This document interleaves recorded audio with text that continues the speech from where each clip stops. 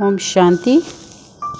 Karnal sector 7 सेवा केंद्र की ओर से प्रजापिता ब्रह्मा कुमारी ईश्वरीय विश्वविद्यालय की पूर्व मुख्य प्रशासिका आदरणीय राजयोगिनी दादी प्रकाशमणि जी का हम 13वां स्मृति दिवस बहुत ही श्रद्धापूर्वक मना रहे हैं। उनकी श्रद्धांजलि का कार्यक्रम आज रखा है। आज हम आदरणीय दादी प्रकाशमणि जी के अंग संग का अनुभव आप सभी के साथ शेयर करना चाहते हैं। आदरणीय दादी प्रकाशमणि जी जो कि 1936 में जब परम पिता परमात्मा शिव ने प्रजापिता ब्रह्मा के साकार मानवीय तन में प्रविष्ट होकर इस विश्व परिवर्तन का कार्य आरंभ किया, तब शुरू में ही आप इस संस्था के संपर्क में आए। शुरू में ही परम पिता परमात्मा शिव ने आपको अनेक प्रकार के साक्षात्कार कराए। यूं भी आप बहुत ही भक्ति भावना में लीन थी। श्री कृष्ण की आप बहुत भक्ति किया करते थे और जब आप ज्ञान में आए तो आपको श्री कृष्ण का ही शिव बाबा ने साक्षात्कार कराया और उसके साथ साथ ब्रह्मा बाबा का फरिश्ते रूप में आपको साक्षात्कार कराया। तो शुरू से ही आप इस ज्ञान में परिपक्व अवस्था को प्राप्त हुए। 1950 में जब माउंट आबू में इस संस्था का सिंध हैदराबाद पाकिस्तान से स्थानांतरित हुई ये संस्था, तो बाबा ने प्रजापिता ब्रह्मा बाबा ने सभी दादियों को 1952 में भारत के अलग अलग स्थानों पर सेवा करने के लिए परम पिता परमात्मा शिव का संदेश देने के लिए, पैगाम देने के लिए भेजा। तो आप मुंबई में अपनी सेवाएं दे रहे थे। 1969 की बात है कि आप जनवरी मास में माउंट आबू में आए पार्टी को लेकर के, लेकिन बाबा ने आपको कहा कि आप पार्टी को भेज दीजिए, कुछ दिन आप यहाँ पर रहें। तो आप जी हाजिर करती थी हमेशा बाबा के सामने और आपने ठीक ऐसा ही किया। पार्टी को वापस मुंबई में भेज दिया और आप माउंट आबू में ही बाबा के पास रहे। तो 18 जनवरी 1969 को जब प्रजापिता ब्रह्मा बाबा ने अपनी नश्वर देह का त्याग किया, उस समय रात्रि के समय लगभग 8 बजे आप ही उनके समक्ष थे, उनके रूम पर खड़े थे, क्योंकि बाबा की तबीयत कुछ ठीक नहीं थी। तो आपको बाबा ने हाथ में हाथ दिया और आपके को दृष्टि दी और उस दृष्टि के साथ साथ अपनी सारी शक्तियाँ बाबा ने आपके समक्ष विल कर दी।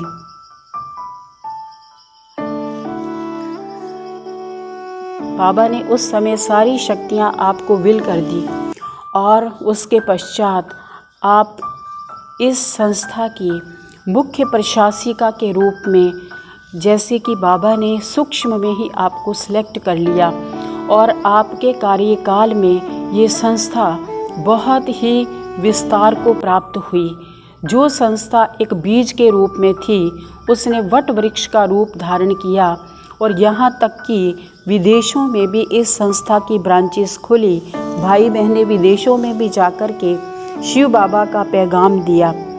आपने लगभग 38 वर्ष इस संस्था में मुख्य प्रशासिका के रूप में आप रहे और आप अनंत गुणों के खान थे। ब्रह्मा बाप समान आप निरअहंकारी थी। इतनी बड़ी संस्था को संभालते हुए नाम मात्र भी अहम भाव आप में नहीं था। आपके मुख से हमेशा ही बाबा बाबा निकलता कि बाबा करन करावन हार है, हम तो केवल निमित्त हैं।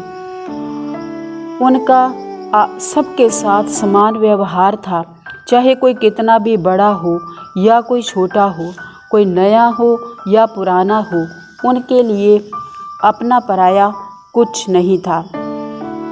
छोटे बच्चों के साथ भी दादी जी का बहुत प्यार था। उन्हें भी दादी जी अपनेपन की भासना देते थे।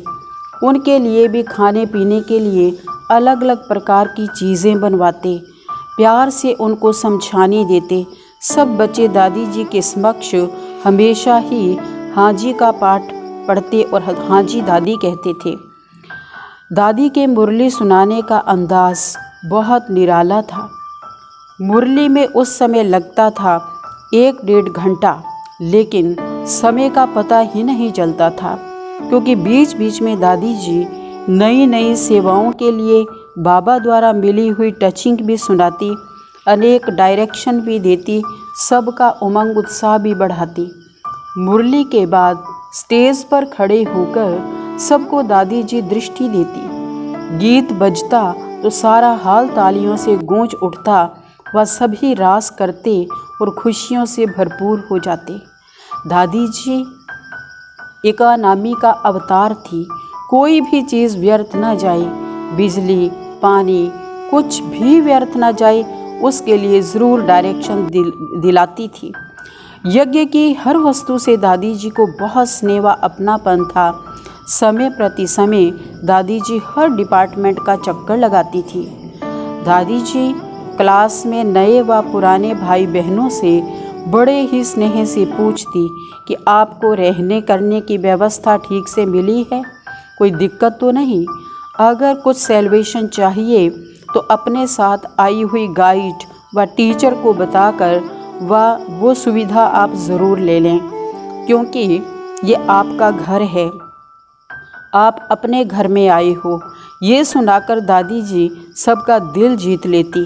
सभी कहते दादी हमें सब कुछ अच्छे से अच्छा मिला है। उनको घर की अनुभूति होती।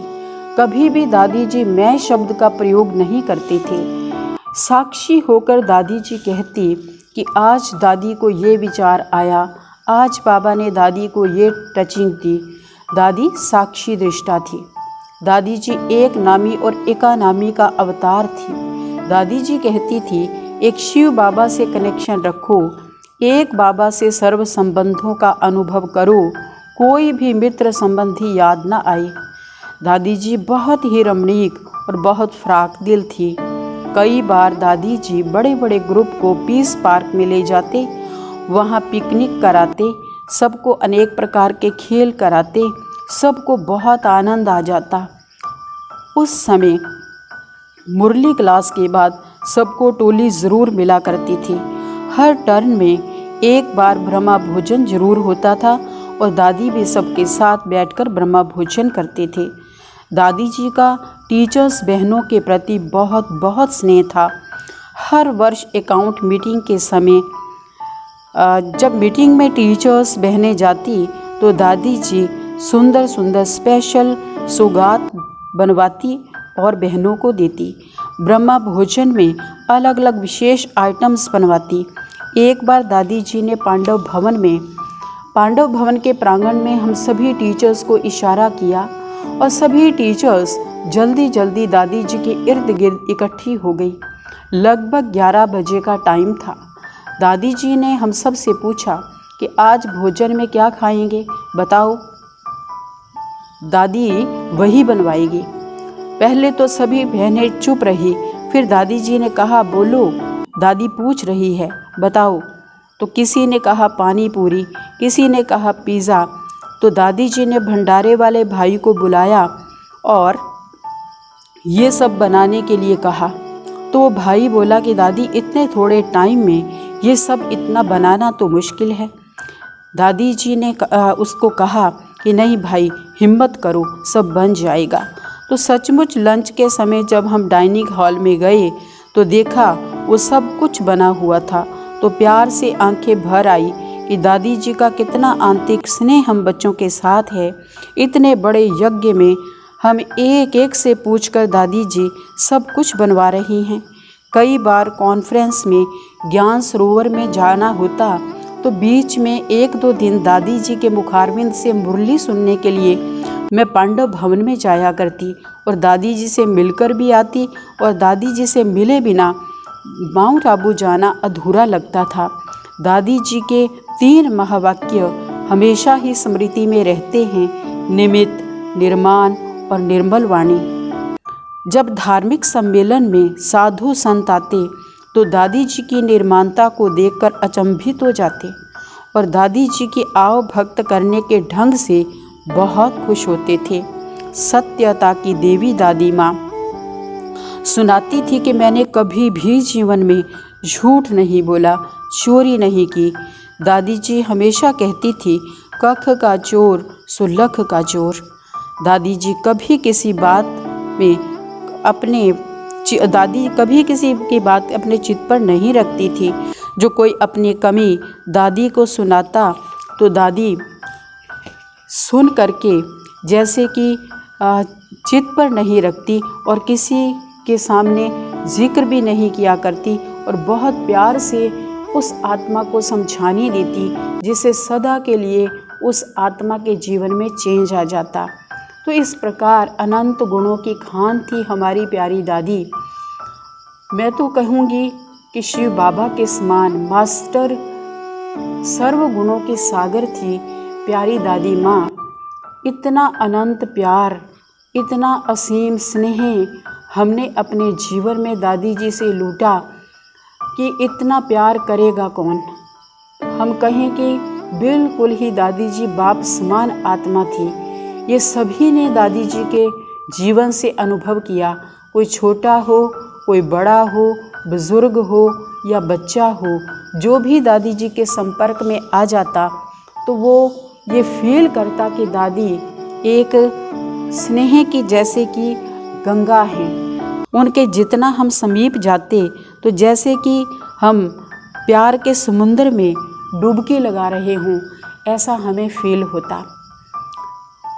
हम जब दादी जी की तबीयत ठीक नहीं थी, लास्ट दिनों में हमें सूचित किया गया कि दादी जी की तबीयत ठीक नहीं है, तो हम लोग मधुबन माउंट आबू में गए। एक बार दादी जी को देखने के लिए गए, दोबारा फिर कड़कती धूप के अंदर हम सभी बहनें लाइनों में लगी हुई थी कि फिर से हम दादी जी को देखें, दादी जी का दर्शन करें। हालांकि दादी जी तो इतने बीमार थे कि वो किसी को देख भी नहीं रहे थे, लेकिन दिल के प्यार की भावनाएं उमड़ उमड़ कर आ रही थी। उस समय वो धूप भी नहीं लग रही थी। ऐसा लग रहा था कि दादी जी को हम फिर से दोबारा एक बार देख लें। तो दादी जी ने, तभी हम लाइन में खड़े हुए थे, तभी शरीर छोड़ा। तो सभी बहनों के जैसे कि नेत्रों से गंगा यमुना बहने लगी। इतना भावुक हो गए हम कि बात मत पूछो। तो ऐसी प्यारी, ऐसी सबकी दुलारी कहें, सभी इतना दिल से दादी को चाहते थे, इतना दिल से दादी को प्यार करते थे कि जिसका शब्दों में वर्णन कर पाना कठिन है। क्योंकि दादी जी ने ही हम सब पर इतना प्यार लुटाया कि सभी सराबोर हो गए, उस प्यार को अपने जीवन में प्राप्त करते। तो कभी भी हम अपने जीवन में दादी जी के उस प्यार को, उस दुलार को, उन मधुर शिक्षाओं को, वो उमंग उत्साह जो हमें जीवन में देते थे उसको, उनकी फ्राक दिली को, उनकी क्षमा भाव, उनके रहम भाव को कभी भी भूल नहीं पाएंगे। तो ऐसी दादी माँ को हम शत शत नमन करते हैं, शत शत वंदन करते हैं, शत शत प्रणाम करते हैं। ओम शांति।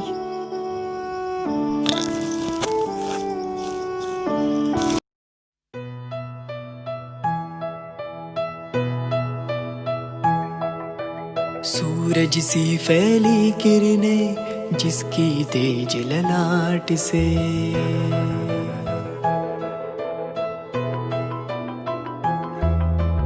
जन जन शीतल है हुआ जिस पावन गंगा घाट से।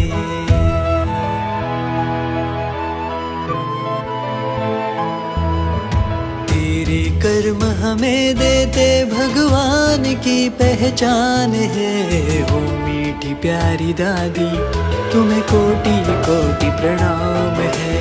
ओ मीठी प्यारी दादी तुम्हें कोटि कोटि प्रणाम है।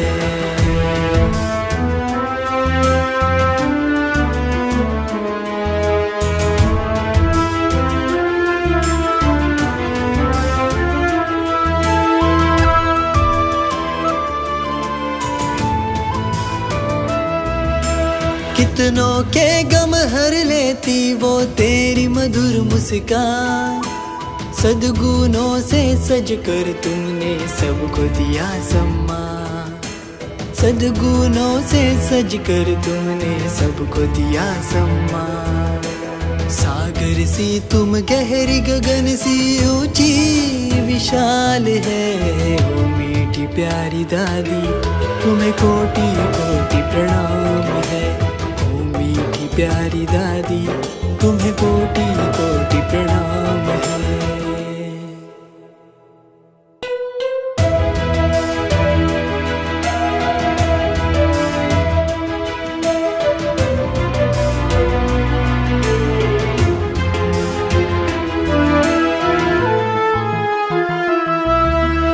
ईश्वर ने नेतृत्व दिया मानव से देव बनाने का। सोए हुए मानव के मन में फिर से अलख जगाने का। सोए हुए मानव के मन में फिर से अलख जगाने का। दिव्य सोच रखने वाली तुझसे नारी की शान है। मीठी प्यारी दादी तुम्हें कोटि कोटि प्रणाम है। मीठी प्यारी दादी तुम्हें कोटि कोटि प्रणाम है। सूरज सी फैली किरणें जिसकी तेज ललाट से जन जन शीतल है हुआ जिस पावन गंगा घाट से। तेरे कर्म हमें देते भगवान की पहचान है। ओ मीठी प्यारी दादी तुम्हें कोटि कोटि प्रणाम है। मीठी प्यारी दादी तुम्हें कोटि कोटि प्रणाम है। ओ मीठी प्यारी दादी तुम्हें कोटि कोटि प्रणाम है। ओ मीठी प्यारी दादी तुम्हें कोटि कोटि प्रणाम है।